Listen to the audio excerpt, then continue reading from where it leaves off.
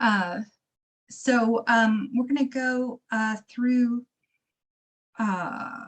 just kind of an overview intro, project 3 even, and a really cool tool for kind of a template for annotations. So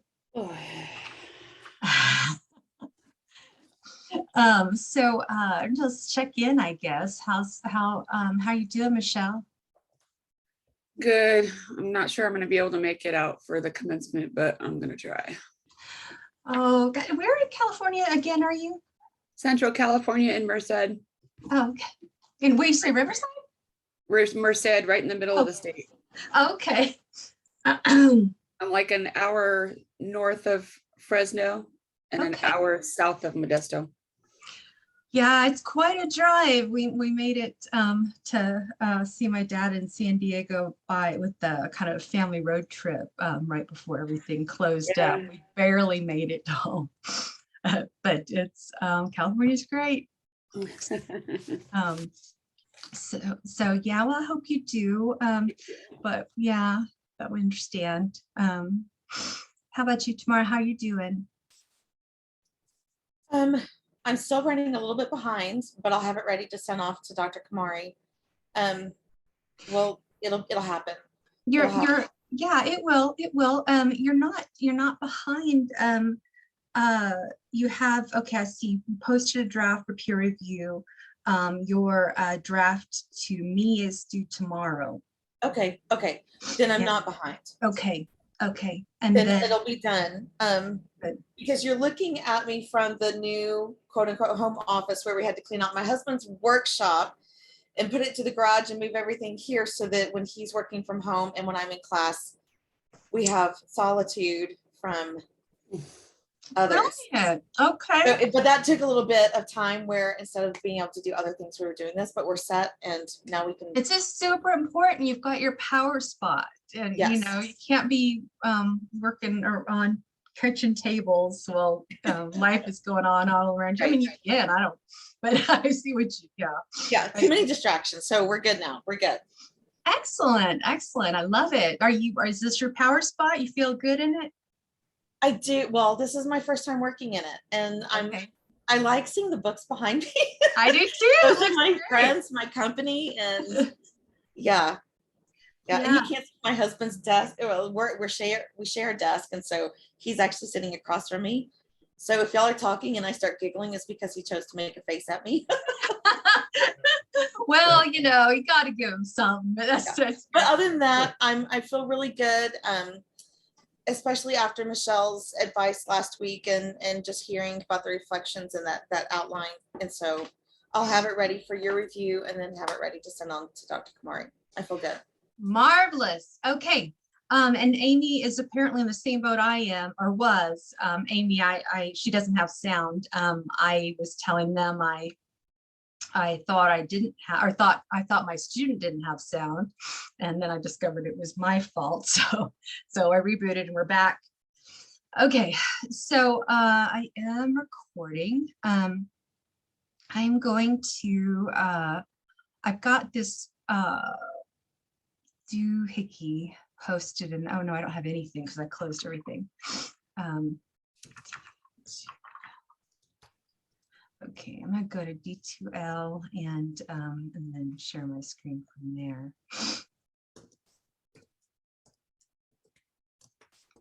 And see.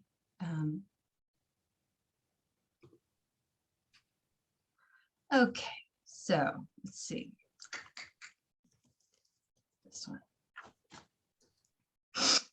So tonight I did that. Here's the slideshow. It's in the latest announcement.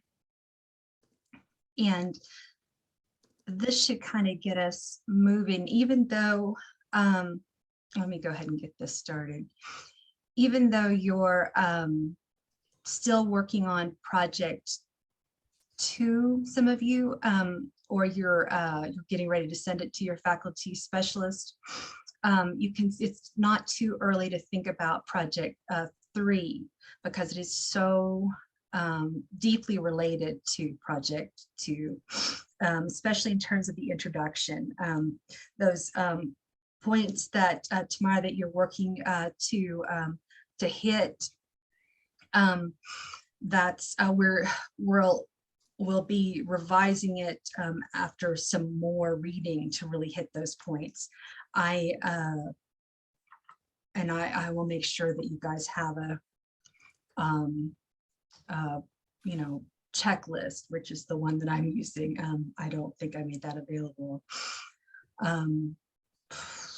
My dad's doing well though. I just I was distracted. We didn't think that he was the latest meeting was gonna go well because all the others hadn't, but the treatment is holding his cancer back. It's still everywhere, but it's back. So my mind is coming back online. We just have a genius at MD Anderson. It's a really rare, really aggressive kind. But enough about me. So this will be due tomorrow, and then if you submitted it, and Amy and Michelle, you already have, I have already given you feedback and told you to send it on to your faculty specialist, in which case, Amy, you just send it to me. And where do we find that feedback at? You should be able to get it in the grade book. Oh, okay.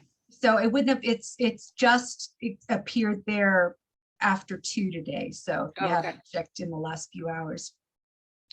And so, yeah, so that'll be in the grade book in the same place where you submitted it. I don't really know a lot about what it looks like on the grade book side, but yeah.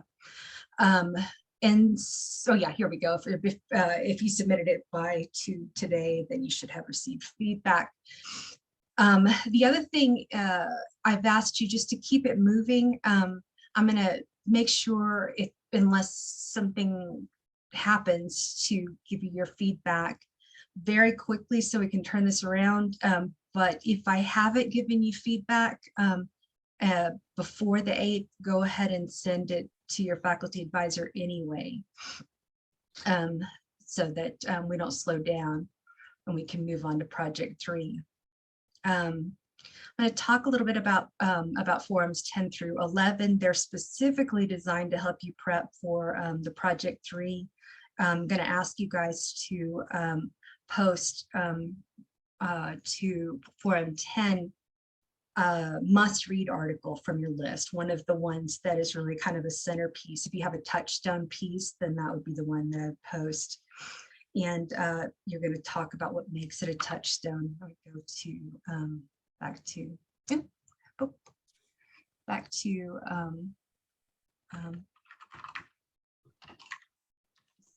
this is not really the computer I use when I'm working, so it's always a little bit confusing.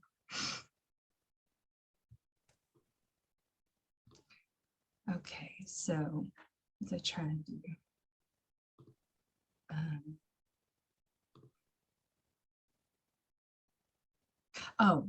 okay, so here we go. So Project 3, this is your prompt 10. I've asked you guys to pull together one of your, you have a bunch of sources, but there's like a must read usually category. If you haven't read all of your pieces, that's fine. But it can be one that's definitely calling attention to itself in your list.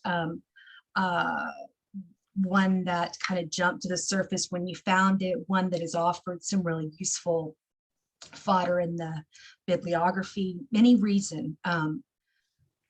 And so which article should anyone taking up a topic like yours absolutely read and know well?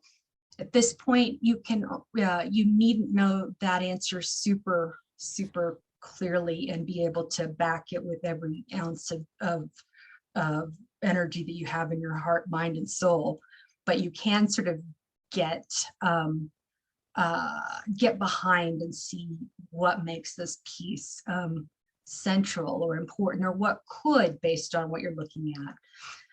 This is where that Burkean parlor comes in. Burke writes this in, well, I think it's in the 50s from the philosophy. 41, okay. He says, have you guys seen this? You've seen the Burkean parlor metaphor before. But so he says that this is a metaphor for the scholarly conversation. Imagine you enter a parlor, come in late. When you arrive, others have long preceded you and they are engaged in heated discussion. Discussion too heated for them to pause and tell you exactly what it's about. In fact, the discussion had already begun long before any of them got there, so that no one present is qualified to retrace for you all the steps that had gone before. You listen for a while until you decide that you've caught the tenor of the argument. Then you put in your or. Someone answers, you answer him. Another comes to your defense. Another aligns himself against you to either the embarrassment or gratification of your opponent, depending upon the quality of your ally's assistance. However, the discussion is interminable. The hour grows late, must depart, and you do depart with the discussion still vigorously in progress. I don't love this party. I don't think I'd want to go, but you know, they're a little bit mean. But scholarly discourse doesn't have to be like this. It can be more of a conversation. The same. Okay, all right, Amy. See, jump in if you. Yes. So there we go. So you can't have read everything in any way at any level before you enter the Burkean parlor, because people have been writing for so long, like 1,000 years.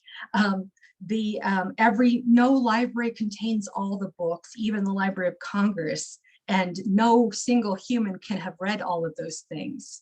And not everything is going to be relevant to the particular conversation if you have a snapshot of this room. I think of it more like a river that you're stepping into, that you might have your footing. I guess there are people there too, animals, I don't know, whoever you're talking to. But it's rapid, and you're gonna have to kind of stand at the edge and watch it kind of bubble past until you see a way in. Maybe you watch others get in. So your ticket in is here's your must-read article. We'll pretend that person or people who authored that piece are in the Burkean parlor with these jerks, but they're nice. And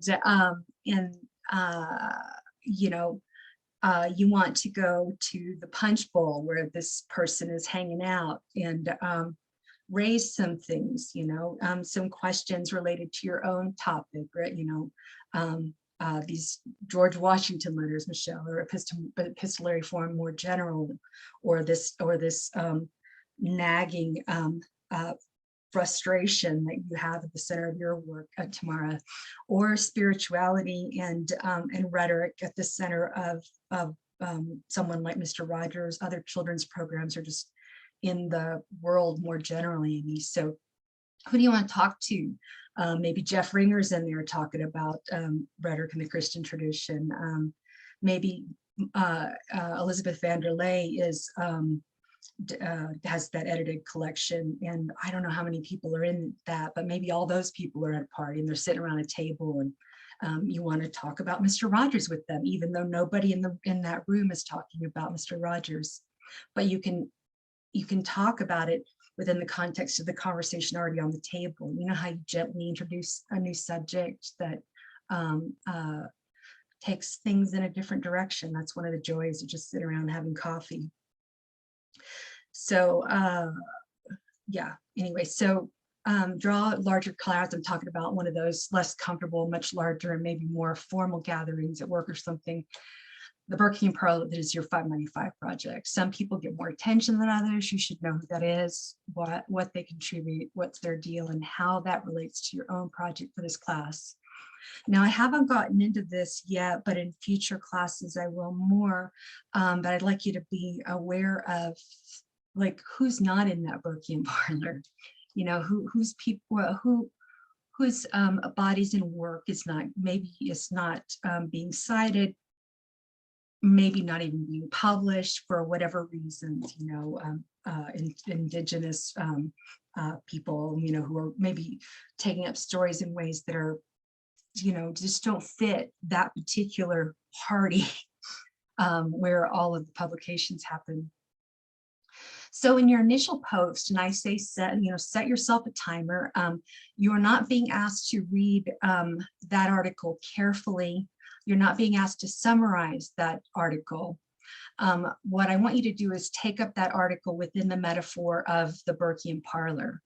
So give it a complete citation. And then what does this guest seem to draw? Why does this guest seem to draw so much attention in the Burkean parlor that is your project? So you've created a Burkean parlor, maybe it's an ancillary room to the Burkean parlor that is English studies. And you're trying to get people into your room. You know, you've set up the streamers, you've got your invitation list. Maybe you have, you know, it's one of those parties where you've got like some conversation starters. What do you have on that? But you know that they're built on the conversations that you've had with these people previously, because these are the kinds of conversations that they take up and that they've enriched and that they've deepened in your own understanding of the topic, whether or not they're talking about it specifically. I have a question. Yes, please. I get what we're trying to do, but how do you want us to write that? Like, are we allowed to use I in this part of the program? Absolutely, absolutely. In fact, Or I mean, is it something like you want us to say, like, George Washington states at this, you know, blah, blah, blah, whatever, but I think, you know, or I'm not quite sure. This is informal. Or is it really like a conversation? It's really like a conversation. This is so like, so something like maybe I hear what George Washington is saying, but really blah, blah, blah. You can go that, you don't need to even go that deep. You just, you can say something like, my example, let's see, my must read article is blah, blah, blah. This is the guest I most want to bring to the Burkean parlor that is my 595 project. Yeah, though this person is not talking specifically about XYZ, your topic, I still believe that they would have quite a bit to offer me. For example, general question that may not be the one that is at the center of their work or your work. Do you remember that thing where people say, you know, if you could have a dinner party and you could have a guests with 5 guests with anyone living or dead, fictional or real, who would you bring? It's that kind of conversation. This is just a,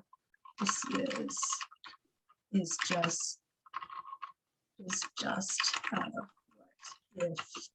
I can imagine the round table type conversation, but we've never had to write anything like that. So I don't, my mind is trying to transition around how to write a conversation. Like, are you wanting us to like be real like a conversation? Like, I just not really sure what to say. You don't have to get, you don't, this is so informal. In fact, what I just did is the kind of thing I'm asking for. Like, what would you, the way this stuff that goes on the boards in the discussion area functions is exactly how it would function if you were to give a comment in a face-to-face class. So I don't expect it to be, and it shouldn't be, the kind of writing that you're doing for your formal project. This is just like talking amongst friends, right? So, so you don't have to defend your choice of George Washington. In this place, you're talking to Tamara and Amy, and you're like, you know, the article that really pops to the surface, that if we're going to pretend I'm taking to a party, I want it to be this guy.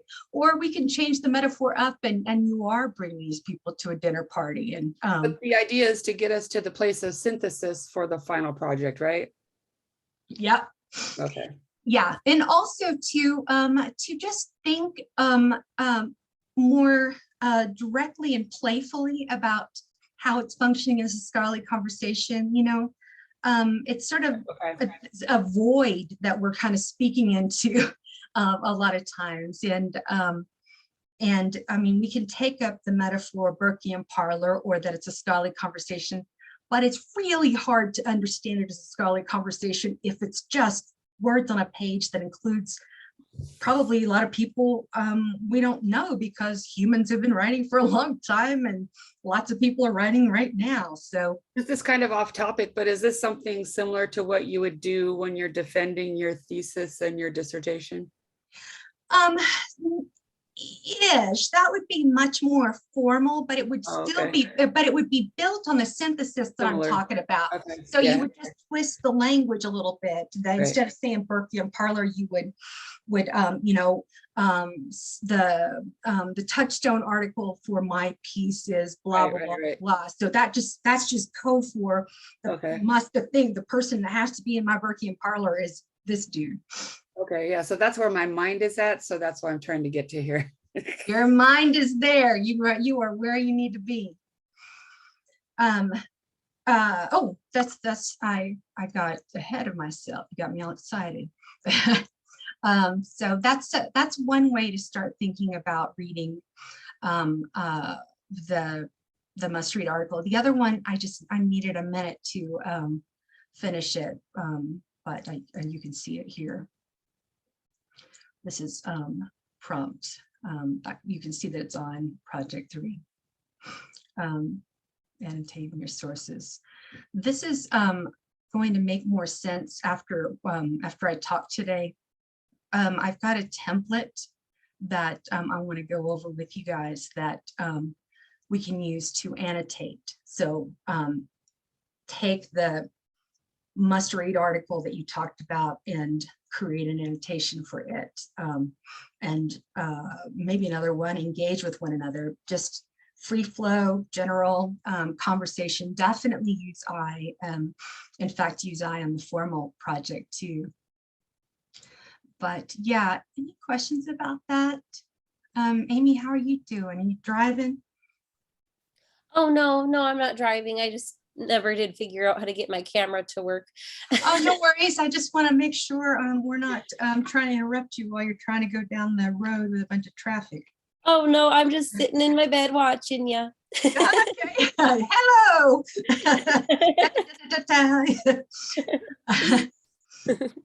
Good. Everything going okay?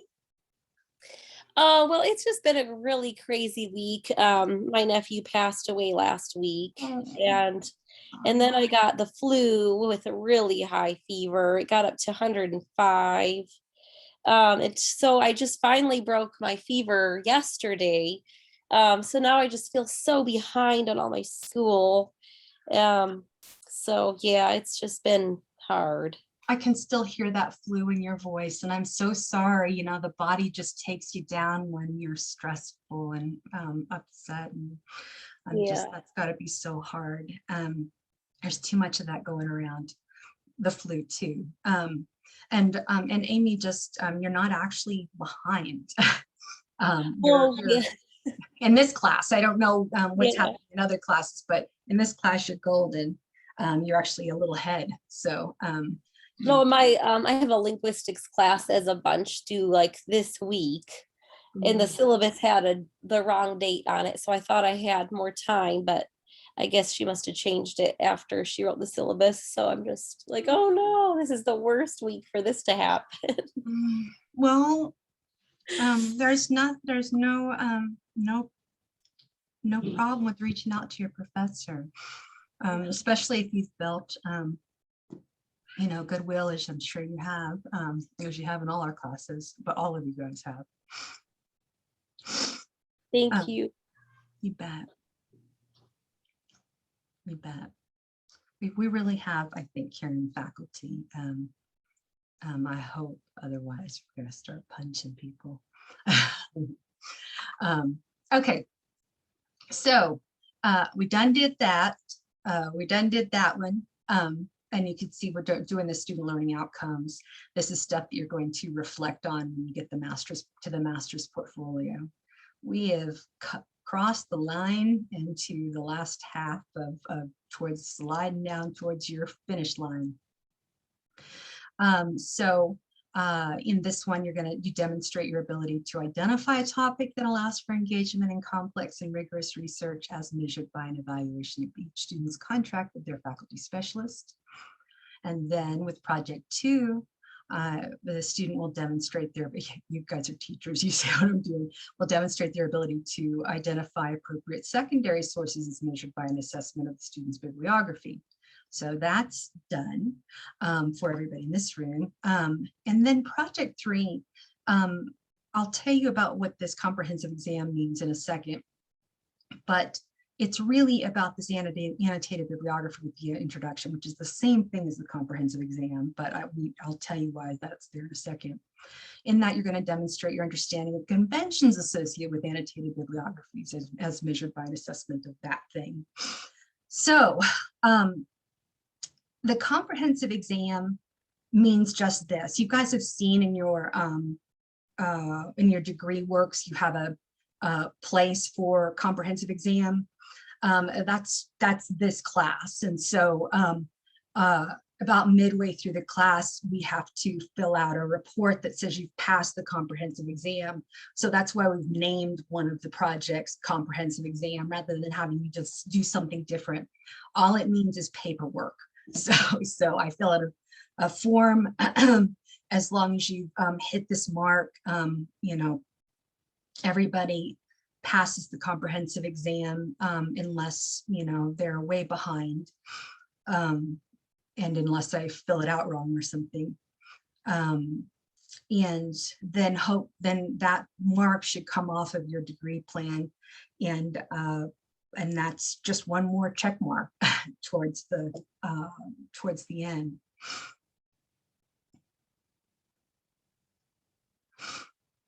Any questions about that? Oop. Whoa, good heavens, I hate that so much. Let's see. Well, maybe you guys can read that. Oh, here we go.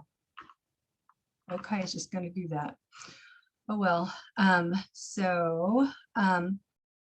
this is the annotated bibliography with an introduction. I'm going to just make this. Oh, I hate this so much. Okay, let's see. Are we allowed to use the same introduction from part 2? Absolutely. Thanks for asking that question. Yes. And now I'm going to talk about, okay, I can't minimize the Zoom. Okay, I really horked it up now. Oh, okay, fixing it. Yes, you absolutely can. And you can reuse and recycle anything you have. And I'll talk to you about how the differences and the similarities between project 2 and project 3. As I said, and that's what I'm talking about, the comprehensive exam. In the introduction, you're just providing an overview for annotated bibliography. You've already done that. You can use part or all of what you've written for project 2 that identifies the themes and intersections and divergences and whatever else. It's just largely it's gonna differ from your project 2 in that you will have had an opportunity to do a deep dive into your scholarship. And so it's probable that, you know, maybe some themes will change.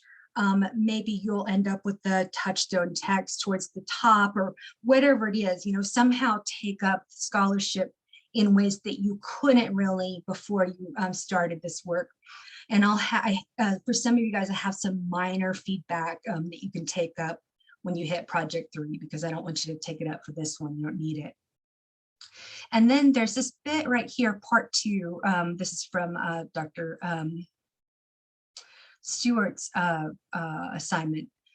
She calls it deliverables in whatever form you want, paragraph, bullet points, identify scholarship you disagree with, any gaps you see in the scholarship or scholarship you think doesn't take the idea far enough. This should help you identify your own argument for the bibliographic essay. 2 things, this part doesn't, for me, does not need to come at the end. And the other thing is this part for me does not need to work in gaps so fiercely. You remember the way the Burkean parlor was, so you make an argument, somebody's on your side, somebody else says, no, you dumb. This guy, I've never thought of blah, blah, blah. And how come nobody researches XYZ? I mean, those are bold statements.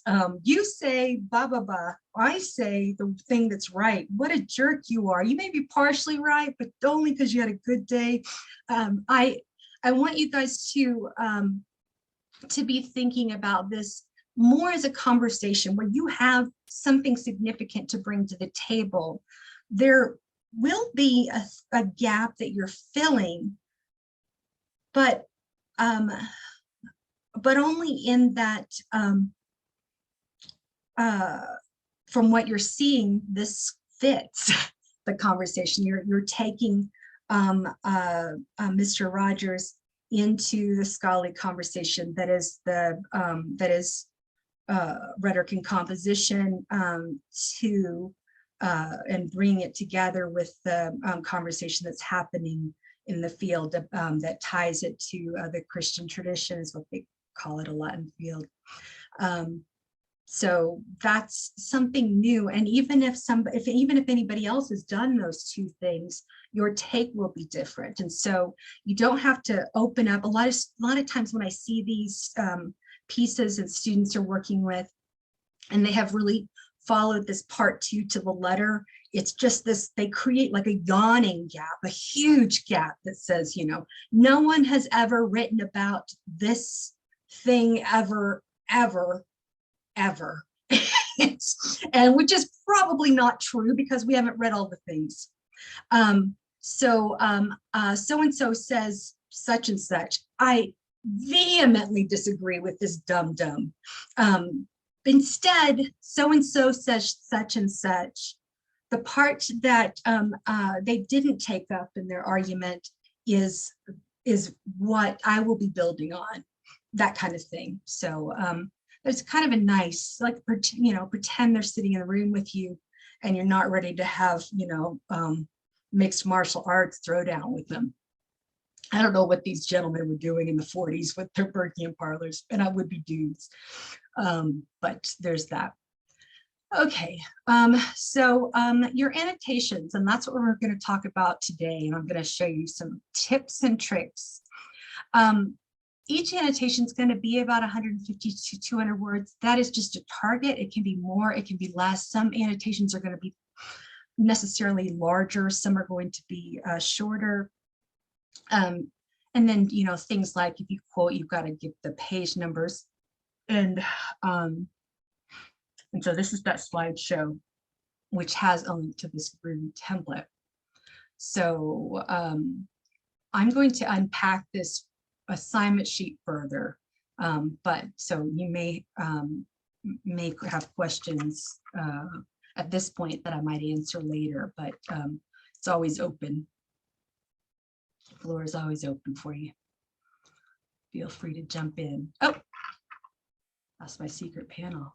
I have a question for part 2. Do you have a certain number of sources that you want us to address in that section? No. In fact, Amy, that's really going to be, when I'm working with you guys, I'm trying to think through where does my approach differ from Dr. Stewart's. And as I'm kind of working around that part 2, I'm realizing that that's not my way. So what I see happening is me probably plucking that and pulling it aside. Okay. What I want to have happen is that conversation within the themes. You know what I mean? Like, so you don't have to say there's a gap in the scholarship. You just need to say, I'm exploring what exists in these realms that I can put together for. I mean, the annotated bibliography doesn't have to shake the ground. It just kind of what's out there, and put it in a resource either for yourself or for others. I mean, gosh, if there were more annotated bibliographies in the world, I would be so grateful. Well, they just Okay, don't. thank you. Does that help? Okay. Yeah, it does. Thank you. Others? All right, so project 2 versus project 3, the throwdown. So here's a breakdown of how all these babies fit together. You're going to have an introduction that lays the groundwork for the bibliography here as well. So you had it for project 2, you'll have it for project 3. Your project 3 is going to be about the same length in the introduction. You may need more space, but you're not required to use more space. You collected for project 2 10 sources, and I won't get into the nuance of how many of which category, because I'm sure I'll trip up. But 10 sources. Many of you guys have many more than that, and that's absolutely fine. And you are still going to have complete citations, but you're going to follow with an annotation and keywords. And then note, which we talked about last time, you may find out as you are digging into your articles that either they're not taking up the thing that you'd hoped when you pulled it, or maybe maybe there's something that they cite that seems more relevant or whatever. You are not married to any of these articles. You could dump them all if you want. Those are just kind of some people that you might put on your invitation list that before you actually send the letters, and then you learn more about them. You're like, I don't want them at my table. No, they'll be fine. But anyway, as you read, you'll have a better hold on what you want to do. If you've already read most of these and already worked with most of these, that's good too. I'm just going to ask you to lean in more thoroughly to really take up those themes in the introduction in ways that, synthesize, as Michelle was saying, and weave those arguments together so that it's not like article A says this, article B says this, article C says this, but article A talks about parasocial relationships in Sesame Street, and then weave in the so-and-so takes up the same concept but asks us to look at more recent children's television shows, like whatever. These pieces suggest such and such and such, which we can also see happening in so-and-so's work that is focusing on the popular longtime publication. I don't remember what it's called. I totally forgot. What's the one that I always see in doctor's offices that has the jumble and the children's thing? Anyway, I'm going to come up with it. It's going to be crazy. So yeah, so some back and forth. Highlights. How do you mean, Tamara? Sorry, you were referencing the magazine or the source that you always see in the doctor's office. Hi. God bless you. Is that the one? That's the one. So yeah, complete citations in MLA format. Got the same ones too. Each source organized into one of 3 or more categories. And we talked about this. What if they fit in more than one? Then that's what you can do organize that is just to take up that idea in the annotation to say, you know, this particular article fits in both category on Western novels and the category on marriage and divorce.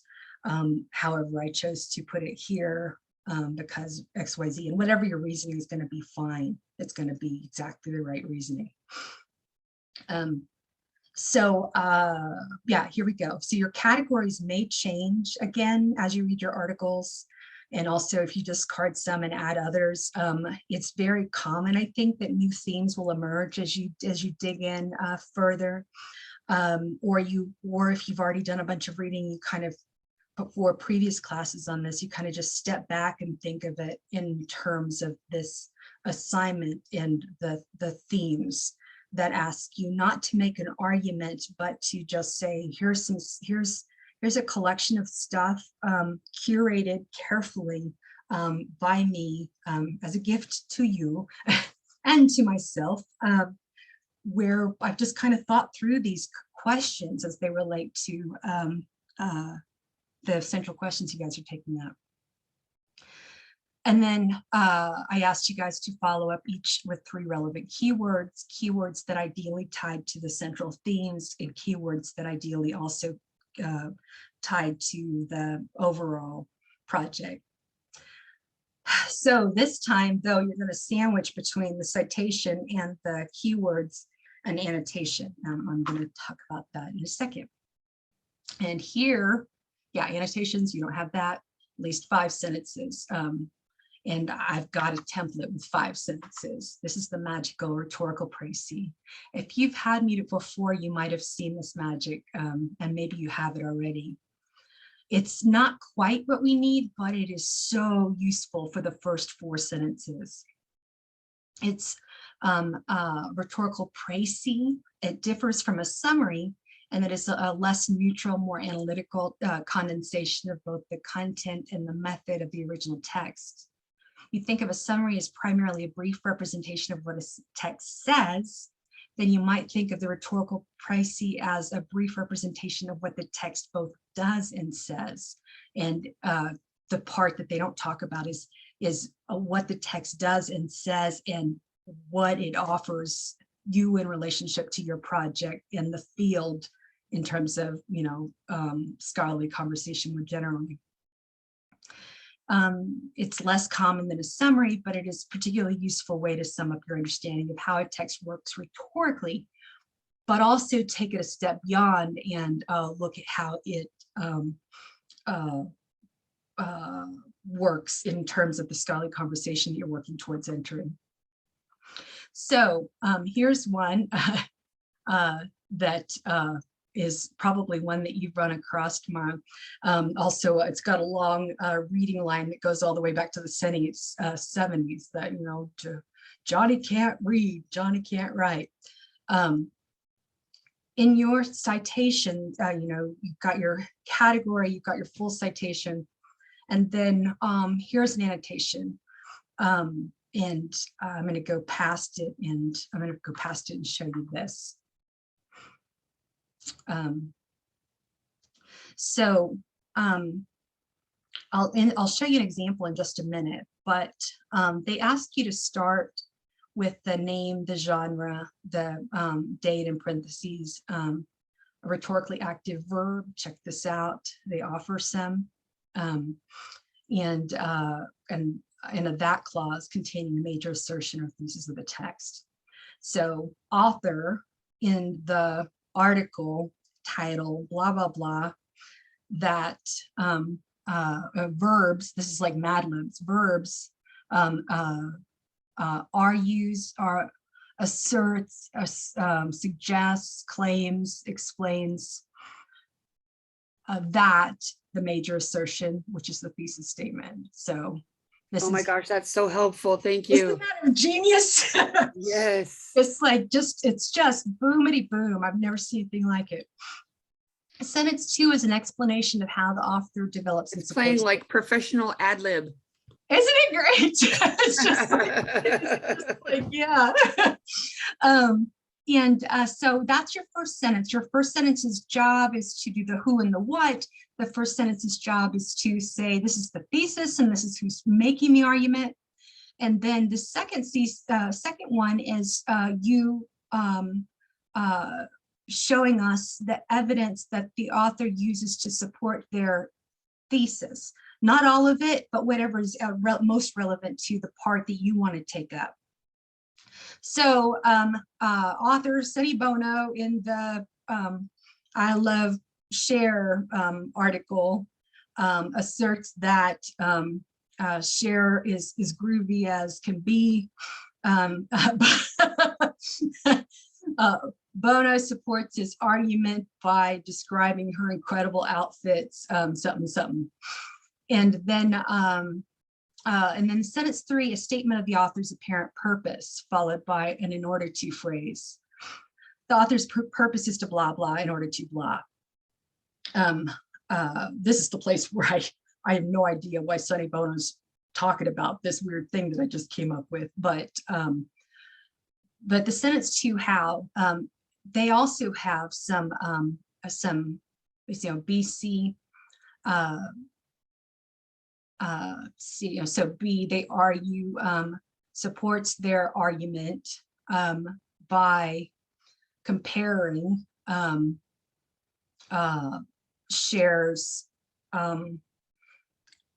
drastic costume changes over the years or something like that, from the Sonny and Cher show on, I don't know why she's on my mind right now. He's been gone a long time. So sentence 3 is the why. So this is how they support their thesis, and this is the why they're making this argument in the so what question. So the author's purpose is to D, show, point out, suggest, inform, persuade, convince. The author's purpose is to point out the wardrobe of Cher in order to, or so that, and this is the fill in the blank. I don't know what the other side of that is. To show that she is groovy, which is the thesis up here. This right here is where we're going to change things up. Sentence 4 here asks for, the author writes in like a formal tone, informal tone, sarcastic, humorous, contemporaneous, contemptuous tone for blah, blah, blah. The author writes in a, usually a formal tone for a scholarly audience. That doesn't help us. But it might if what you're talking about is a primary source, as the article writes in a sarcastic tone for readers of this left-wing journal published in the 70s or something like that.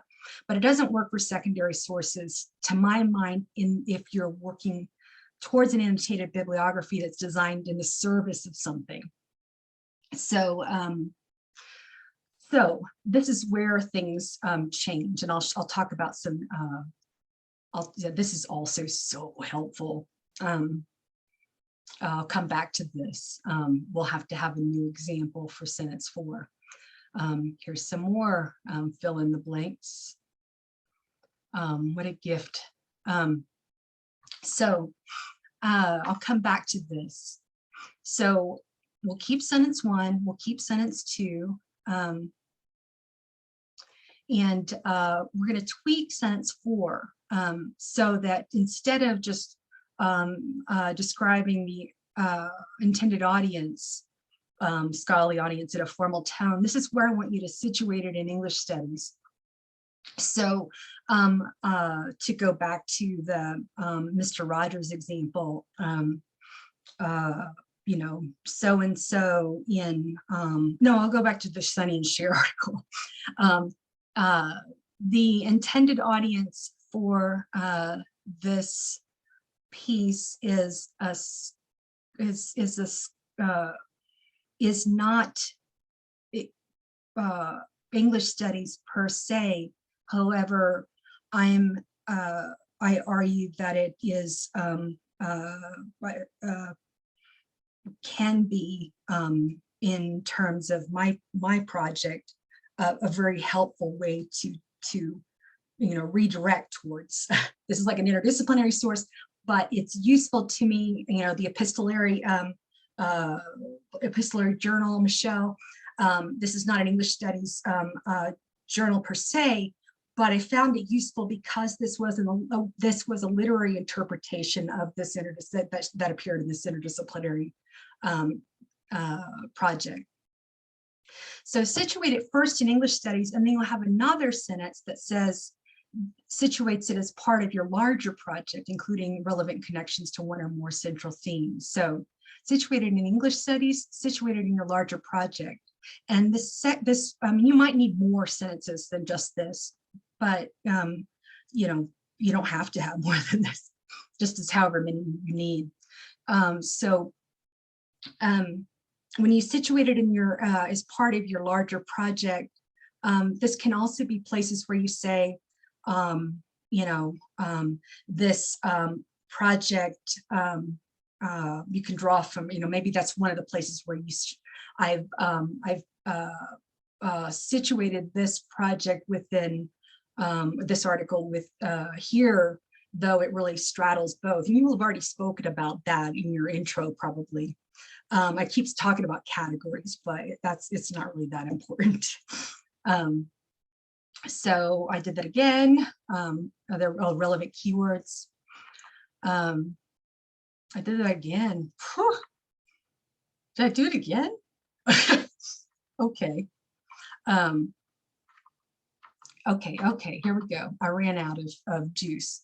Let me go to the examples that I pulled up front. And then we can talk about this.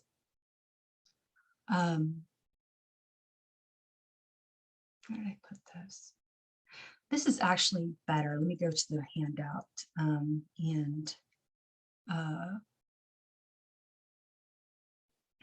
so here, down here is a side-by-side example, and I'll also show you what I'm talking about in terms of sentence 4 and sentence 5. So in sentence 1, the name of the author, Toni Morrison, phrase describing the author, which is optional, well-known scholar in the humanities, the type and title of work, the date of the work. In her essay, Disturbing Nurses and the Kindness of Sharks. And then this is, and the date, which should have been, doesn't match this, date would be in parentheses. And this is one of the verbs that they offer as an option up in this bit, B. Yeah, implies that racism, and this is the implies a rhetorically accurate verb, assert, argue, blah, blah, blah, blah. That, and this is the that statement, that clause, that racism in the United States has affected the craft and process of the American novelist. Sentence 2. So we got that. Does that feel right? You feeling the rhythm of it? Okay, sentence 2. This sentence up here is the what and the argument. The sentence 2 is the how they go about supporting their argument. And so in this sentence, an explanation of how the author develops and or supports the thesis. And this is the more verbs that you can use for that. This one, they show that by comparing blah, blah, blah, blah, blah, blah, blah. And in doing so, they show, point out, suggest. Is this printable from D2L? Yes. Okay.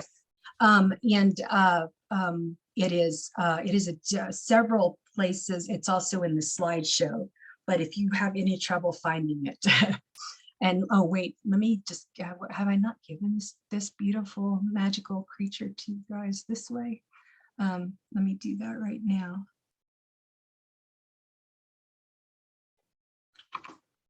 Okay.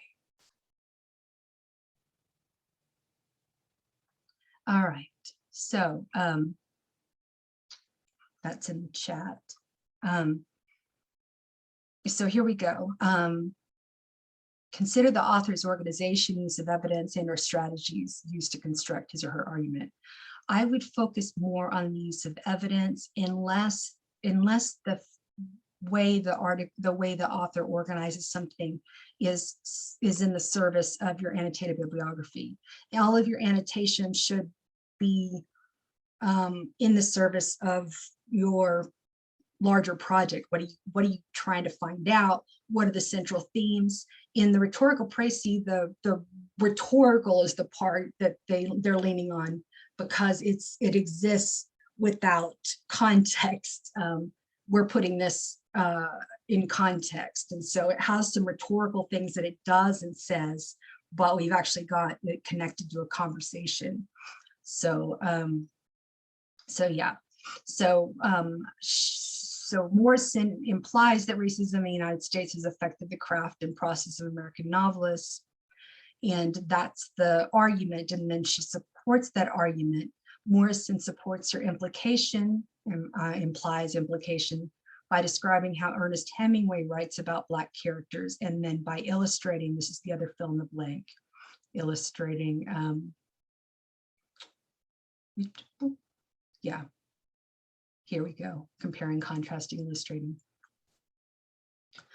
his strategies for plot development seen within his novels and short stories. So describes Ernest Hemingway as an example. Probably not all of the examples are Ernest Hemingway. Others probably exist, but they're just focusing on one bit of evidence. If you had used this source for your own work, and there were other authors that are included in this piece that make more clear and useful connections to your project, then you would use those. So sentence 3, a statement of the author's apparent purpose, followed by an in order to phrase in which you explain what the author wants the audience to do or feel as a result of reading the work. So this is still one that I want you to have. For example, her purpose in making this argument and in making it this way is to make her readers aware of the cruel reality of racism underlying some of the greatest works of American literature, in order to help them examine the far-reaching effects racism has had, not only on those discriminated against, but also on those who discriminate. So going back up here, we have the what, it's her argument about racism in novels, how Ernest Hemingway and Black characters, why, because problematic approaches to the world get reinforced in these popular novels, or in American literature in these cases. And we've got these to draw from, and then we'll put it all together in a sentence. I mean, in a second. Oh, do I said I didn't do that? Yeah. So the author's purpose is to demonstrate blah, blah, blah, blah, in order to, or so that, either one, so that this happens. So that's the in order to, and so that statement that she has right here. Purpose is blah, blah, blah, blah, in order to blah, blah, blah, blah, the why. And then this is where you change things up. A description of the intended audience, the relationship with the author establishes with the audience. So to take an example, rather than this, she establishes a formal and highly analytical tone with her audience of racially mixed, theoretically sophisticated readers and critical interpreters of American literature. Yours will say instead that her intended audience is an interdisciplinary one. However, her attention to literary forms, and specifically Black characters in canonical works, is a clear contribution to English studies in that it is, places texts at the center. So the first thing English studies is sentence 4, as going out there. And then sentence 5, situate the source within the context of your own project. This is where we just end up, guessing. But sentence 5 then would be English studies up here, and then my project. English studies because it's dealing with American literature. My particular project because of my interest in, because this larger, because the annotated bibliography is taking up the question of whatever it is. So this is where you loop back, and then you'll end up with some keywords. So we see it all together, and then we'll talk in just a second. Here's Toni Morrison all together. Toni Morrison, in her essay, Disturbing Nurses and Kindness of Sharks, oh, they put the date there, implies that racism in the United States has affected the craft and process of American novelists. That's the thesis. Morrison supports her implication by describing how Ernest Hemingway writes about Black characters in his novels and short stories. That's the evidence that supports the thesis. Her purpose is to make her readers aware of the cruel reality of racism under some of the greatest works of literature in order to help them examine the far-reaching effects racism has had on not only those discriminated against, but also those who discriminate. And this is where we change things up. This is where we add the sentence about how this is part of the conversation in English studies. And then we add a sentence about how this relates to your own project. Most of that work has been done in the intro, but you're helping us see in the quick scan. And then after that, 3 relevant keywords, and those may be the same ones you used before. You may choose different ones based on the work that you've done. So questions or thoughts or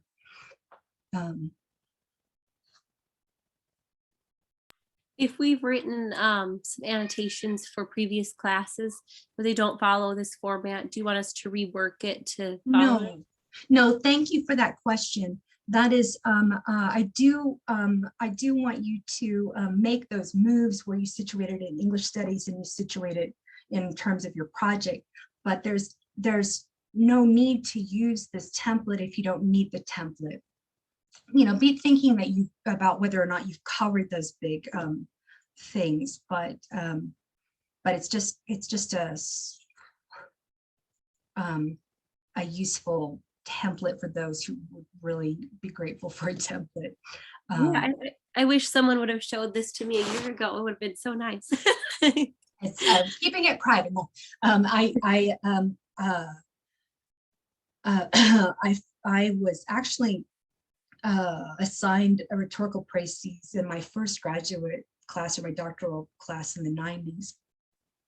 And we each had to write a rhetorical praeses on a different article in composition studies and then present them in class.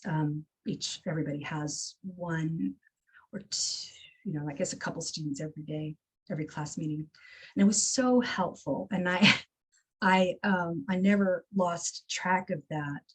And then some years ago, this gorgeous handout appeared with just step by step by step. And it is that regimented, but nobody had ever broken it down with the list of the verbs.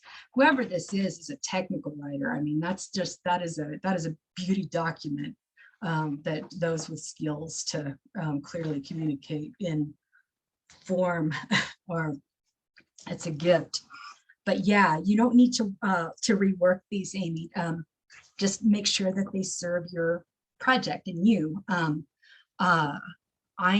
My goal for this class is to ensure that you guys know how to take up a topic within the conversation that is English studies, because this is an MA in English studies. but you're all doing that now. So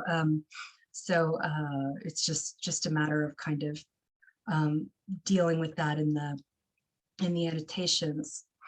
And also when you hit the last project, it's a showcase portfolio of your work, which is going to include your annotated bibliography. And there could be places in the intro when you're kind of situating it for your reader that you suggest that though I could see interesting ways to restructure some of my annotations based on the rhetorical pricing model.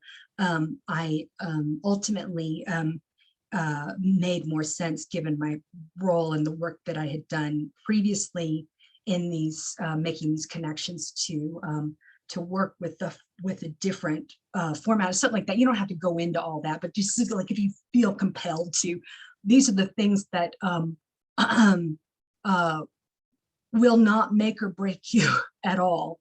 The baseline is do the thing, and then revise the thing, respond to your feedback, respond from various people, and then if you're ready to package it up in your portfolio and move on and get that graduation ceremony rocking.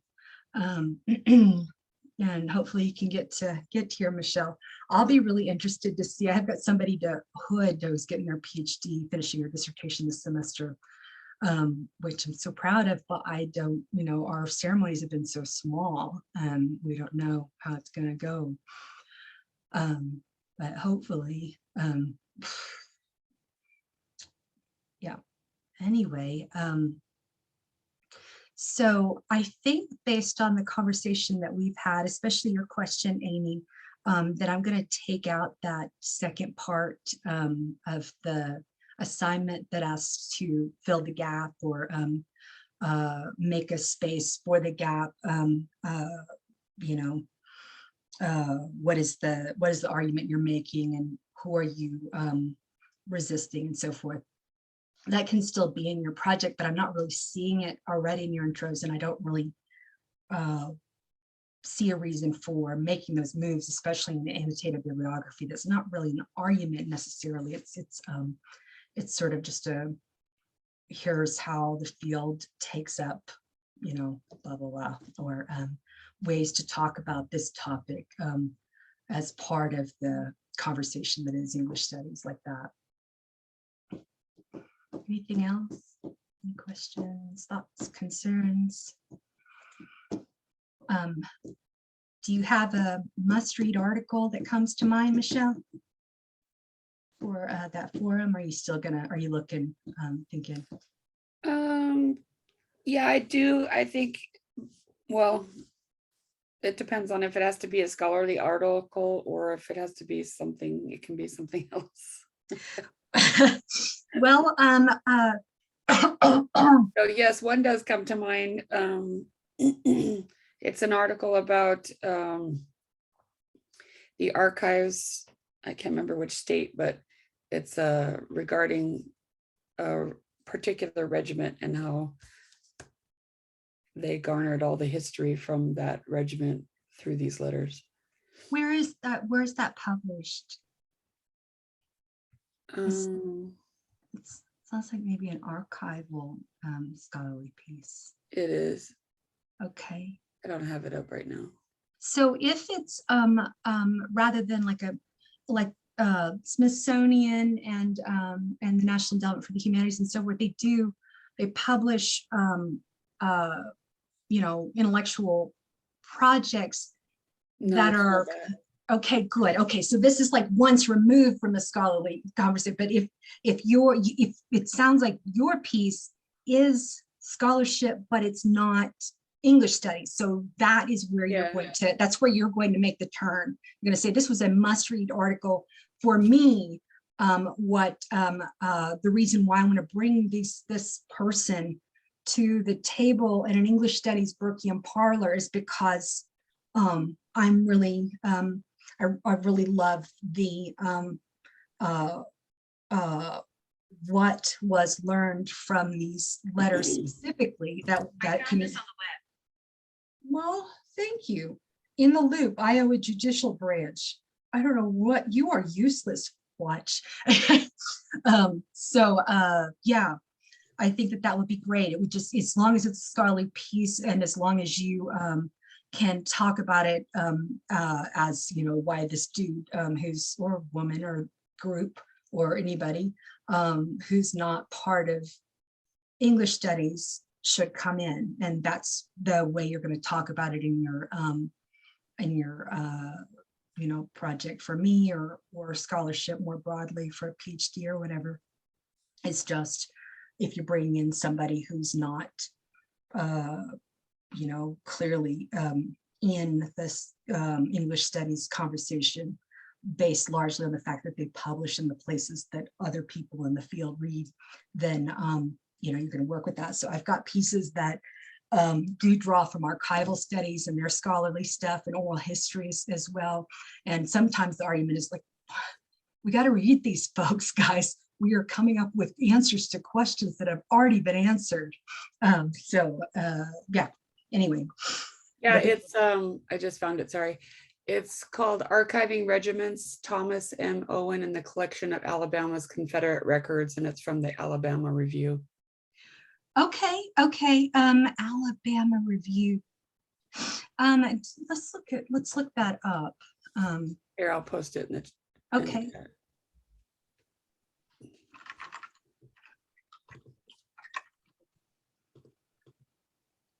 Yeah.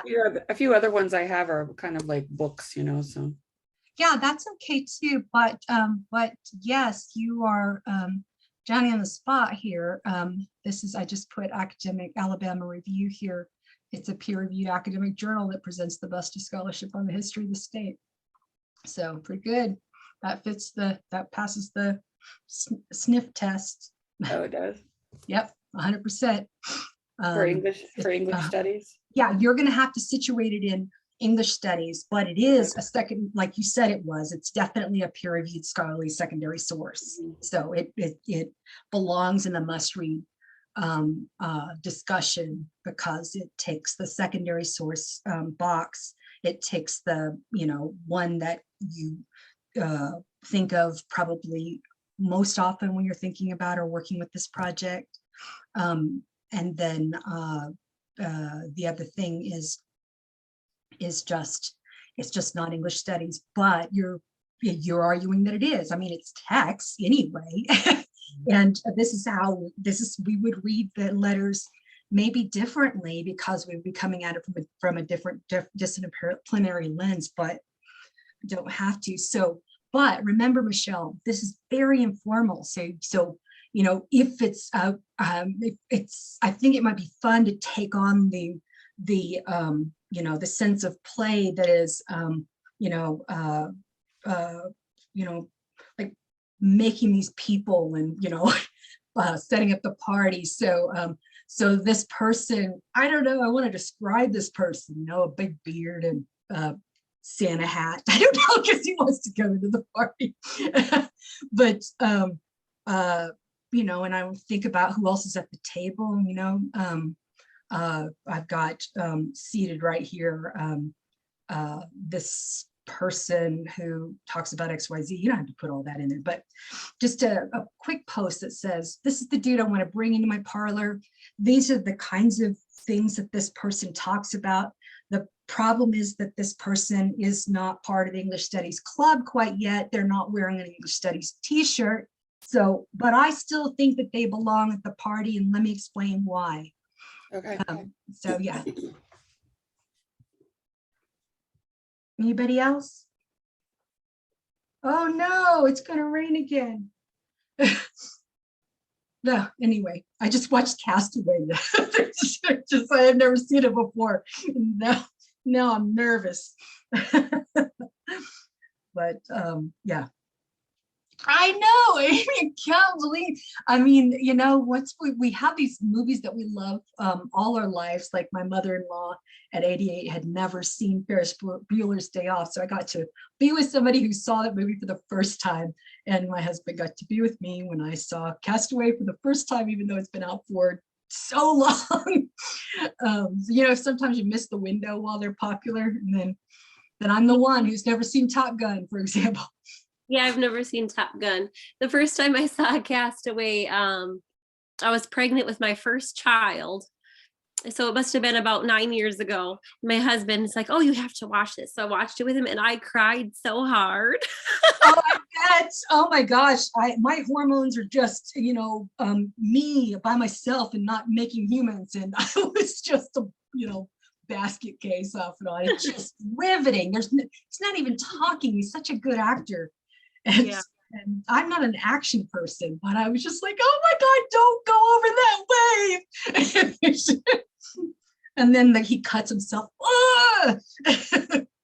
Anyway, okay, so enough of that. But Castaway can certainly be taken up in our field. I'm always making an argument. So, all right, guys. I will let you go, and I'll stick around for anybody who needs me. Otherwise, okay, adios.